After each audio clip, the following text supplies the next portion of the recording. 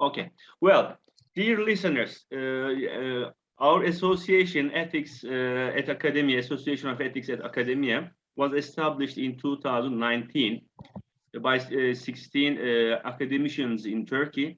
And the main mission of the association is to increase awareness, academic awareness and sensitivity among the academicians, not just in Turkey, maybe in other countries as well.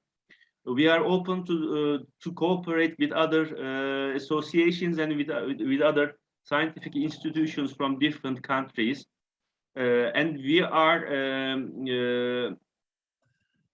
talking with distinguishing academician scientists from all over the world. And today, our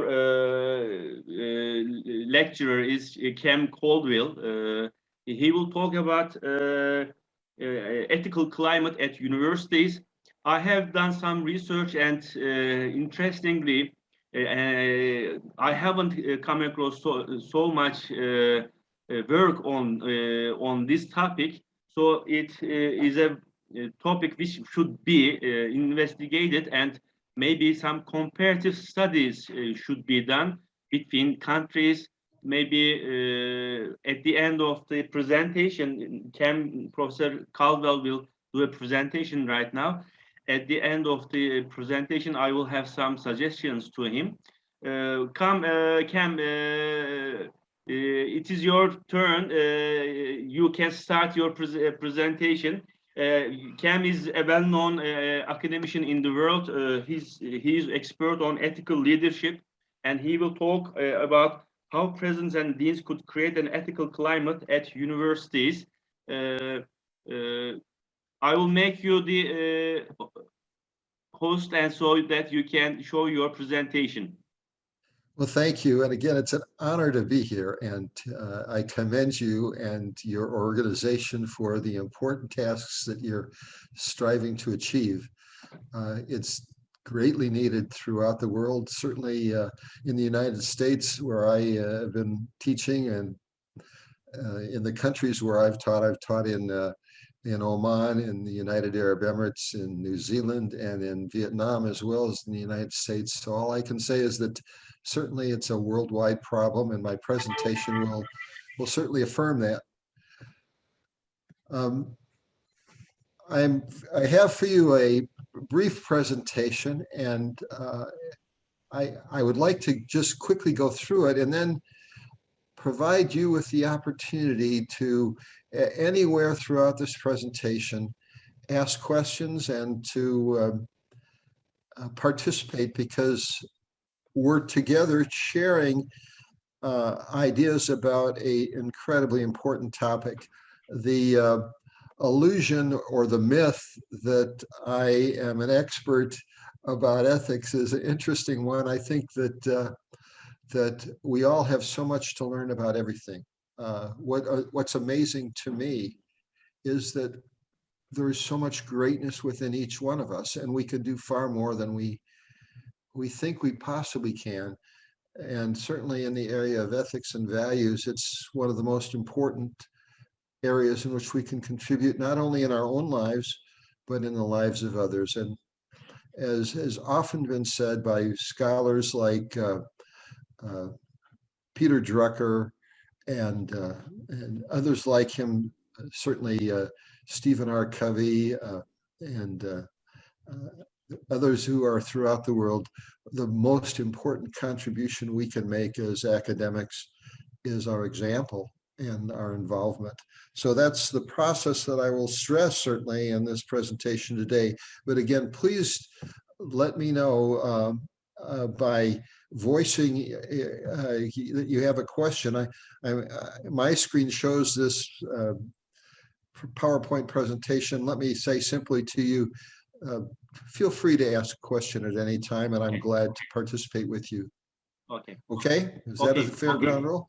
Whenever we have questions, we will ask you. Okay. Wonderful.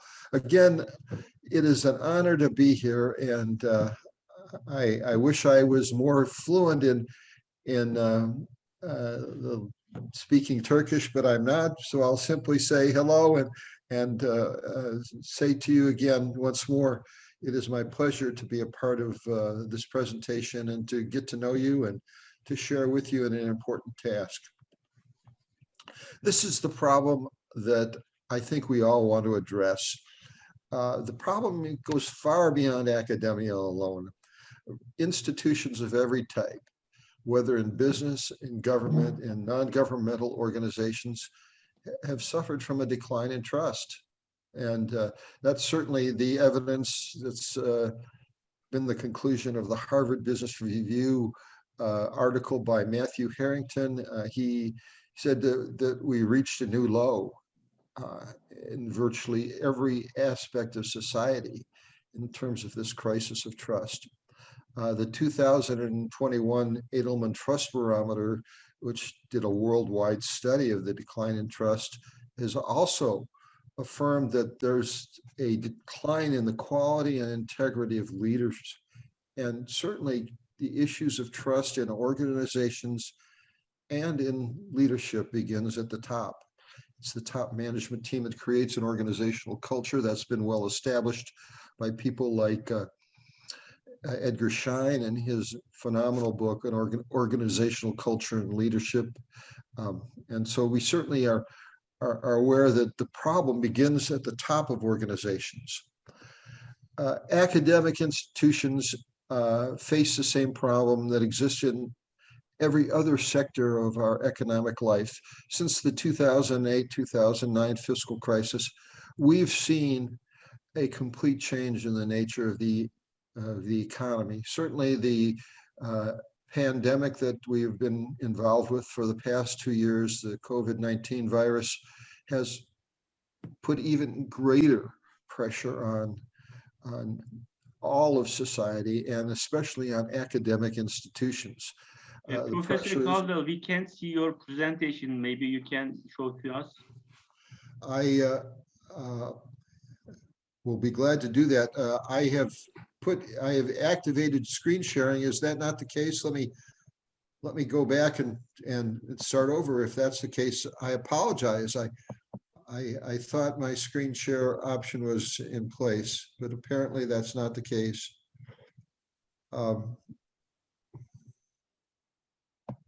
I have, yes, this is the one. Now we can see. Thank you. Okay, good. I'll go back to the beginning then. Again, this is my brief introduction. Can you see it now? Yeah, we can. Okay. Thank you so much for bringing that to my attention. You're my audience, and I can't communicate with you by doing the technology properly. Shame on me. I apologize. Thank you for bringing that to my attention, sir. Again, here's the problem, and I'll make these slides available, and there'll certainly be something that you can all review at your leisure if you'd like. And anything else, of course, that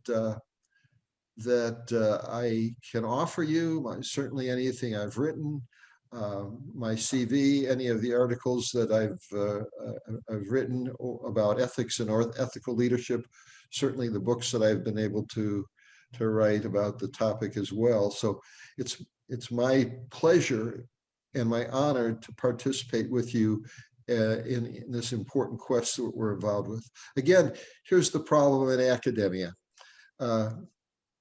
Like every other sector of life, we face the same critical problems.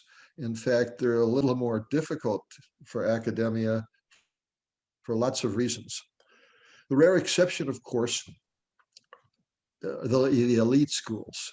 In the United States, we have a select group of schools that are the Harvards and the Stanfords and the University of Michigans and Princetons and Yale that are self-funded because they have such a huge endowment.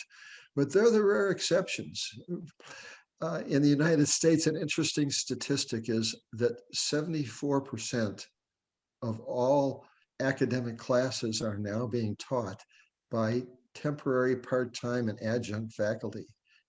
And that's a real problem because those people can be hired on the cheap, so to speak, and they, of course, diminish the quality of the product in academia. And those who are full-time faculty are, in many cases, they feel like they're worked to death. And that's a difficult challenge. The declining quality of education has been a major issue worldwide. And it's been an issue because of the economic pressures that have existed, because of the transition to online academia, and unfortunately, because of diminished scholarly standards. The body of knowledge doubles every 4 years. So if we know everything about our subject today, in 4 years, we'll only know 50% if we don't keep learning and growing. And in 8 years, we'll only know 1/4. And that's an incredibly important statistic. We have to constantly be improving if we're going to stay current in a world where, in some disciplines like computer information services, the body of knowledge doubles literally every 18 months. So we're in a situation where we have to rely on faculty who are highly qualified, but by hiring part-timers who lack the adequate education and experience, we're seeing a decline in the quality of education. That's part of the problem. It's a major part of the problem in the United States. It's a major part of the problem literally throughout the world. As I taught this past year for a university in the United Arab Emirates, I was disappointed to see students being held to standards that were the equivalent of 10th grade education in the United States. Students were, when I taught in Oman, students were not required to even purchase or read the textbook. There are problems literally throughout the world like that, where the quality of education is going to suffer. And literally the obligation of academia to honor its ethical duty to its students is not being met. That's a major question, a major problem in the ethical responsibilities of universities and colleges literally throughout the world. And it will continue to be. And we can expect, in fact, that it will become even more challenging. Administrator competence is another issue that I think we all recognize. Department chairs, deans, other administrators are often hired because of their strong academic credentials and publishing record, but often lack the basic competence in being effective administrators, effective in dealing with people, effective in problem solving, effective in collaboration, effective in the skills that are so essential to creating team efforts and to inspire and motivate others. This ethical leadership responsibility is, again, a problem that we see worldwide. In every country, we see problems with ethics among leaders in all facets of life, not only academia, but the problem is pushed down into the academic world as well, as despite the fact that it's a knowledge, wisdom, and information-based society where knowledge workers are so important, fewer and fewer dollars in real terms are going to academia. And I think Professor Caldwell, what kind of abilities, capabilities, or merits should they have, the deans and presidents? well, that's a wonderful question. I think the answer to that question is that they have to understand their role first and foremost. It begins from the inside out, sir. They must understand who they are and where they can add value, and they must understand what the purpose of their university or college or division happens to be, and what the problems they face are. And that is a strategic problem that is just the beginning. They then must be excellent administrators. Having a strategic plan is absolutely worthless if we can't execute it. So they must be multi-talented. They must be brilliant in their administrative capability and hired because of their administrative ability as to execute, to lead, to inspire. Often they need to come from areas outside of academia, but of course, that's because we need to have that combination of skill sets. They have to be proven, however, in their ability to both also inspire and lead, but to relate to the academic faculty with whom they associate. So it's a combination of skills. I've written a book about the importance of moral leadership. It was published in 2012. I'd be glad to share. This is a topic I could spend literally hours on, and I apologize to you in trying to give you a short answer very quickly. And I'd say simply, if you would like, I'll be glad to make another presentation on that topic, and then particularly on the topic of ethical leadership itself. But your question is so profoundly important. We have to get people who are great at relating to people, great at collaborating with people outside of the university, great at the ability to establish personal competence and integrity as scholars. Let me give you an example of someone who inspired me personally. That was a man named Ernest L. Wilkinson, who was the president of the university that I got my undergraduate degree and 2 master's degrees from at Brigham Young University. He was an elite attorney and an incredible man, a great leader, very short, 5'4", but just a delight. What a wonderful human being he was.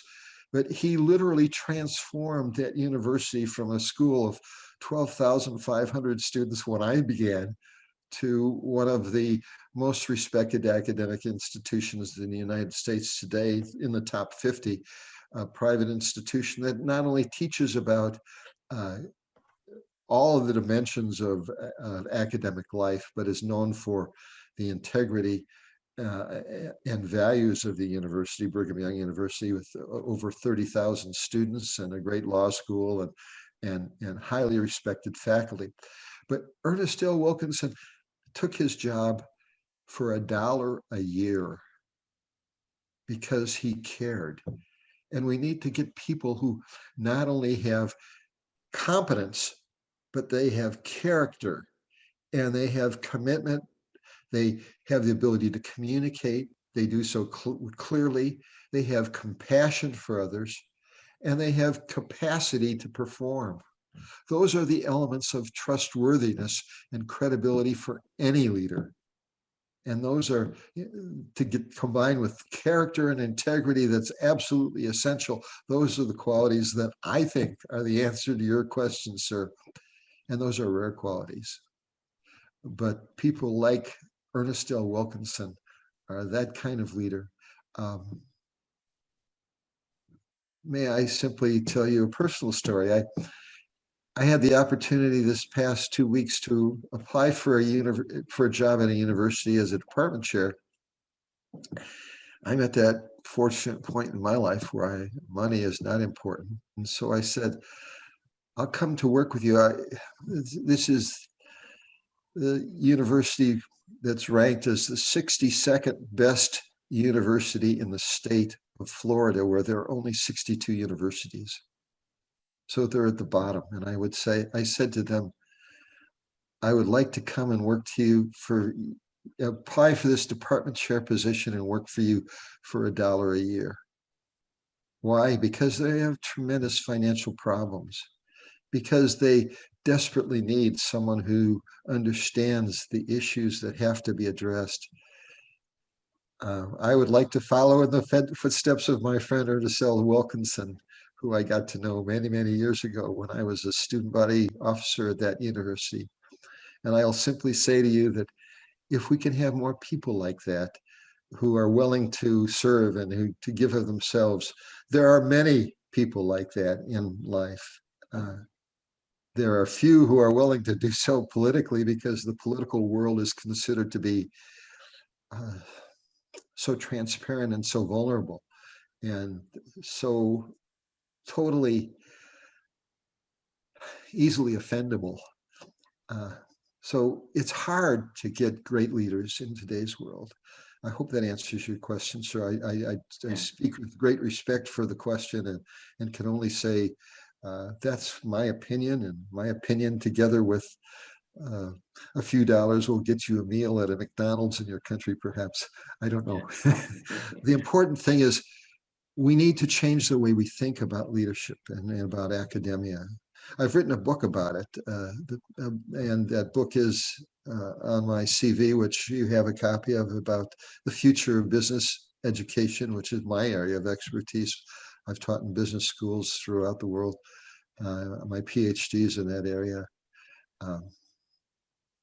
I've been incredibly blessed to be able to understand some of the issues, and all I can say is, again, alhamdulillah, how grateful I am for that blessing of being able to understand some of the issues that we face in academia. I'm hugely disappointed with the experience I've dealt with. I had the experience at the University of Georgia, a wonderful school, great reputation, been around for, well, since the 1700s in the United States, and was teaching a business ethics class there, and found two of my students, pardon me, a group of 4 students, 2 of them had actually responsibility for a paper they wrote where they plagiarized in an ethics class. You can imagine how that went over. And I quickly recognized their plagiarism, and I called the students in. But before I called the students in, I went to Alan Amison, who's now the dean of another school, Georgia Southern University. And I said, Alan, what do you want me to do with this problem? And his comment was an example of the difficulty we face in academia today with academic integrity. He said, Cam, make it go away. And we see that happening far too many times. And that's tragic. And it's the kind of issue that we have to address by leaders being truly ethical leaders. And I think that's really the answer to your question, sir. That's where great leadership begins. It begins from the inside out. Again, academic integrity is a problem with crisis proportions. A recent study of 300 college and university students found that 84% admitted that they cheat, they've been academically dishonest. That's a worldwide problem. And at the same time, a study of 14,000 faculty found that 10,000 of them have never turned in a student for academic dishonesty. And yet 84% of them cheat. What's wrong with this picture? So this is a difficult problem, and we have to be aware of it. And we have to step up. But there's no incentive in many colleges and universities for faculty to step up. And it's easy to say, oh, I'm too busy to check. Or it's easy to say, if I bring up the issue, my administration won't support me. I've written a paper about that, a 10-step model for academic integrity in business schools. If you want to read that, we'll certainly identify my ideas on the topic. Examples of problems: only 1 in 3 business schools in top-tier academic business schools in the world even teaches a standalone class in business ethics, despite a worldwide problem with ethical leadership and corruption. 44% of business deans admit that their faculty is unprepared to teach ethics across the curriculum. And yet the AACSB, the Academy for the Advancement of Collegiate Schools of Business, the international gold standard, says, well, you can get away with teaching business ethics across the curriculum. It's not going to happen. Failure of collaboration is the #1 problem I see. Government resources supporting college and university education, they're actually going down in real dollars. But the real issue lies within academic institutions. We are failing as faculty, as deans, as professors to get involved with other stakeholders. We give lip service to the good things we're doing, but we're really not doing it very well at all. I had the opportunity to edit a special edition of the International Journal of Public Leadership. The special edition I edited was about social responsibility in a troubled world. And I recommend it to you as something you might enjoy. And it talks about that very issue of collaboration, the failure to do it. Here are some Other issues, there's no accountability. Boards of trustees at colleges and universities fail to hold faculty and administrators accountable for achieving quality results, for teaching and for modeling and complying with standards of ethics. That's not an accountability issue in most colleges and universities. Solutions. It's mythical, untrue to think that trends will change unless there's personal ownership at the individual level. That's you and me, unless there's a greater investment of resources. But that's unlikely because of the economic pressures we see government under, unless we have leaders with better skills. But we're doing a bad job. We do a very, very bad job. My PhD is in human resource management, and the selection process for hiring in the world today is fraudulent. Fraudulent, that's the word. It's ethically fraudulent. And it's getting worse. And increased collaboration with other stakeholders, that absolutely has to take place. Well, those are some of the issues. Those are some of the problems. Faculty say, oh, we're too busy. Well, yeah, maybe we are. But there's 168 hours in every week. We have to decide what really matters and where we want to contribute in life and what we're good at. And we need to figure out better ways to do what we're going to do. Here are some of my thoughts. We're each on a great journey. Our opportunity is to discover our own greatness and to then assist others to come to realize who they truly are.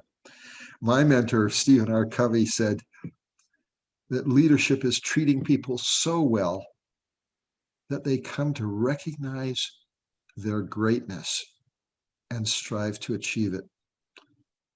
Max Dupree, who is an amazing leader and an author and highly respected, his book, Leadership is an Art, says from page 11, I've quoted this many times, the first responsibility of the leader is to define reality. We don't do that very well. And it's the beginning point for addressing ethical issues in universities and colleges. The last is to say thank you as a leader. We need to say thank you. But in between the two, he says, we must become a servant and a debtor. He says that is the role of the artful leader. That's the complete quote from Max Dupree's book, Leadership is an Art. George Bernard Shaw said something incredibly important. I'm going to share with you 2 slides from him. This is from one of his plays. And he says, this is the true joy in life, being used for a purpose, recognized by yourself as a mighty one, being thoroughly worn out before you're thrown out on the scrap heap, being a force of nature instead of a feverish, selfish little clod of ailments and grievances, complaining that the world will not devote itself to making me happy. He said, we've got to do that. We've got to rise up. We've got to find something for which we have a passionate purpose, to which we're truly committed. And then he says this. He says, life is no brief candle to me. It's sort of a splendid torch which I've got hold of for a moment. And I want to make it burn as brightly as possible before handing it on to future generations. Oh, what inspiration that is to believe in that. So we have to have a passion about what we're trying to accomplish at a personal level. That's our opportunity. The words of challenge to you: live your life in crescendo, not in diminuendo. The music concept of crescendo is it gets louder and gets greater in volume and value. Live your life with greater value. Stephen R. Covey, who was my mentor, one of my teachers when I first got my master's degree at Brigham Young University. What a great man. This was his mantra: live your life in crescendo. You gentlemen are at a peak in life where you've learned more, where you know more, you have more wisdom. You've forgotten more than most people ever know about business ethics. Live your life in crescendo. That's the challenge. Marianne Williamson, a candidate for president of the United States, she was no slouch, says this: our deepest fear is not that we're inadequate, our deepest fear is that we're powerful beyond measure. We ask ourselves, why should I consider myself to be brilliant, gorgeous, talented, fabulous? Actually, why are you not to be? We were put on this earth, my friends, alhamdulillah, to make manifest the glory within us, to make our own light shine. And by doing so, we then give permission to other people to do the same. God bless us in that effort. May we do that. That's really where we can begin at an individual level to change the world, to change lives, to change institutions, to deal with the tremendous problems that the world in crisis in which we work and live are facing. So my brothers, I say to you, let us recommit ourselves to the standards that are truly important, that are worthy of us being committed to, because we're blessed to understand the importance of the values that are so essential for our world to be able to survive and thrive and to be sustainable. Never give up. Never, ever give up. That's the words of Winston Churchill at a crisis time for Great Britain. The Germans were ready to overwhelm that. The world needs you to share your gifts and to go for your dreams. There are not enough people who have the courage to do it. May we have that courage and commitment to do that. So thank you. Professor Caldwell, thank you for your presentation. We have less than 1 minute. The meeting will soon finish.